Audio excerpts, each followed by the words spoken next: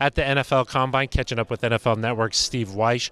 Steve, what do you think from a national perspective about the direction the Broncos are heading in? I think people are kind of wondering what direction they are headed in, because last year they had some quarterback decisions they had to make, so it looks like Drew Lock is going to be their player that they're moving forward with. So what are you going to surround him with? I mean, the offensive line, they've got some decisions to make there in free agency.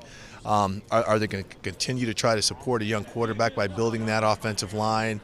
We know Courtland Sutton's a stud wide receiver. They've got some nice players at tight end.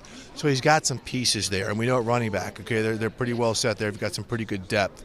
Defensively, Vic Fangio's strength. I mean, we know Chubb is coming back from that injury, but that's an area they've got to tighten up and got to sign your safety on the back and can't let him go. Can't let him go because he's such a good player. Yeah, I think that John Elway the other day said they plan on franchise tagging Justin Simmons. What do you think about this draft class here?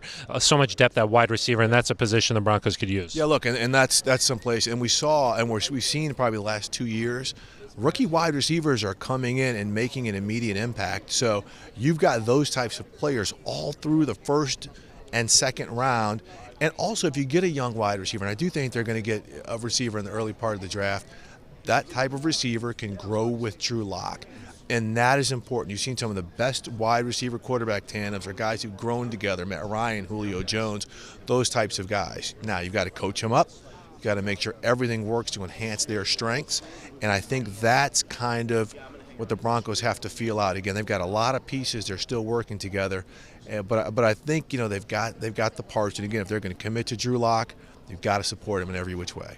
Last one for you here. I know you've done some stuff with Steve Atwater. Oh, yeah. What do you think about him getting in the Hall of Fame? I love it. Look, Steve Atwater and I are both from St. Louis, right? And we came out of high school at the same time, and we were both college recruits. Him far more, recognizable and better than I was. But I love Steve. I think him going to the Hall is well deserved and well earned.